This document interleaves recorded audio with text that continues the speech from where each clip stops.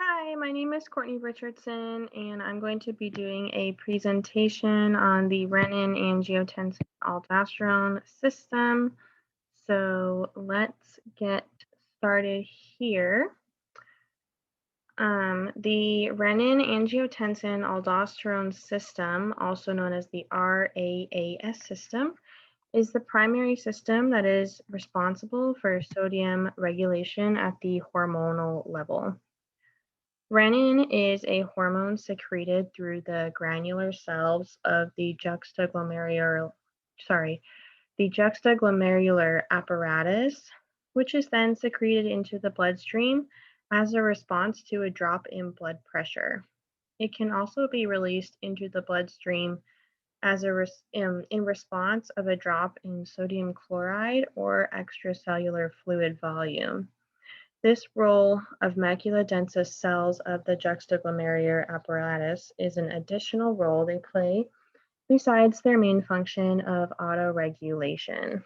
So here we see an image of the macula densa cells, and we're going to go into that a little bit further, as well as the juxtaglomerular cells.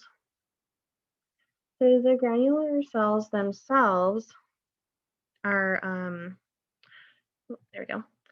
The granular cells themselves are innervated by the sympathetic nervous system, making them highly responsive to changes within the afferent arteriole. When these cells detect a drop in blood pressure, they work to release more renin in response to that. Additionally, the macula densa cells within the tubular portion of the juxtaglomerular apparatus are also sensitive to a fall in sodium chloride that flows past them within the tubular lumen. They will also secrete renin if there is a drop in the salt concentration within the blood.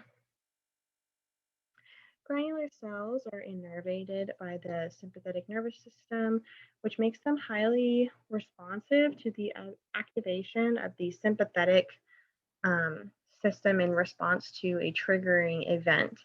So, if the if the pressure of blood flow through them drops low enough, the sympathetic nervous system is activated, and the baroreceptors or pressure receptors increase activity of the sympathetic nervous system, which then produces more renin through granular cells. So all of these signals cause an increase in renin secretion, and they need an expanded plasma volume to increase arterial pressure to a normal level over, long-term situations.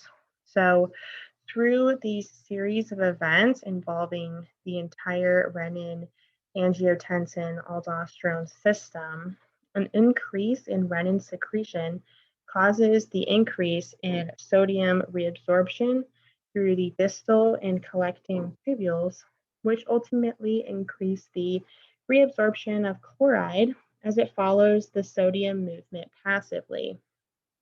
Plasma volume is restored through the salt retention and thus the water retention that follows, restoring the blood plasma volume and increasing that blood pressure. Renin, once in the blood, it acts as an enzyme to activate angiotensinogen and convert it into angiotensin 1.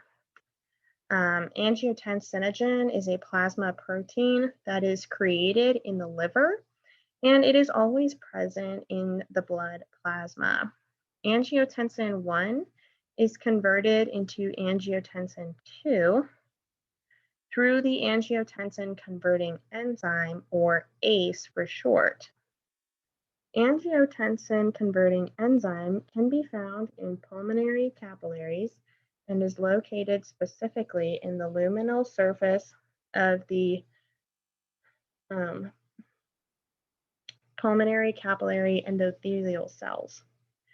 So once it is converted into this form, angiotensin 2, the Plasma protein is the main source for the secretion of aldosterone, and that is our hormone that comes from the adrenal cortex.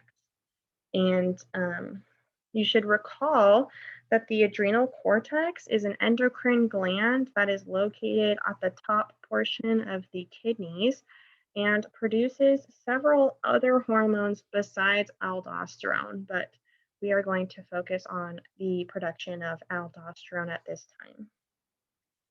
There are two distinctive types of tubular cells that are located in the distal and collecting tubules called the principal cells and the intercalated cells.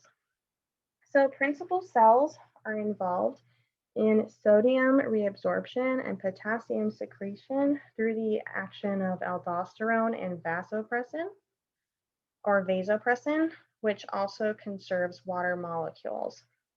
Intercalated cells work to maintain a balance between the acids and bases. So it maintains the pH levels. Aldosterone increases sodium reabsorption through the principal cells at the distal and collecting tubules through promoting the sodium leaky channels in the luminal membranes and sodium potassium pumps in the basolateral membranes of the principal cells. This causes more sodium to passively flow into the distal and collecting tubular cells from the lumen.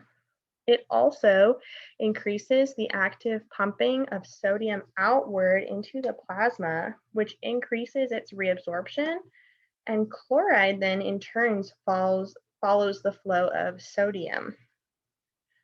This system promotes salt retention, and where salt goes, water follows, so it also increases water retention, which causes a rise in the arterial blood pressure.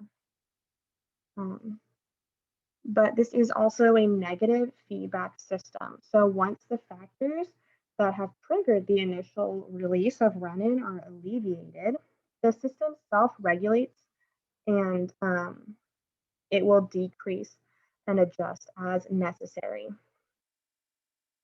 So, angiotensin 2 stimulates aldosterone secretion, but it also triggers the constriction of systemic arterioles, which increases blood pressure through the total peripheral resistance increasing as well. It also stimulates thirst, which hopefully causes an increase of fluid uptake, and it stimulates vasopressin, which contributes to the expansion of plasma volume and the elevation of arterial pressure.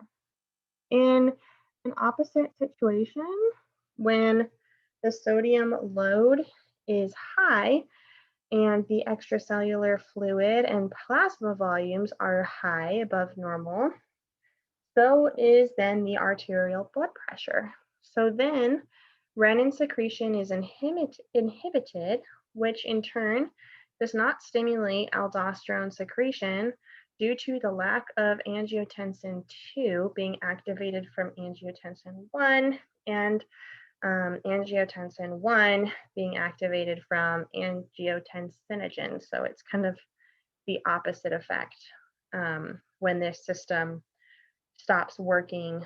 The activation of angiotensin 2 is it's not activated because you need angiotensin 1 to activate it, and you're not going to get that without activating the angiotensinogen. So the amount of salt secreted also varies according to the body's needs and adjust according to the current salt load. So I hope you enjoyed this presentation on the renin, angiotensin, aldosterone system. Thank you. Let me stop my share.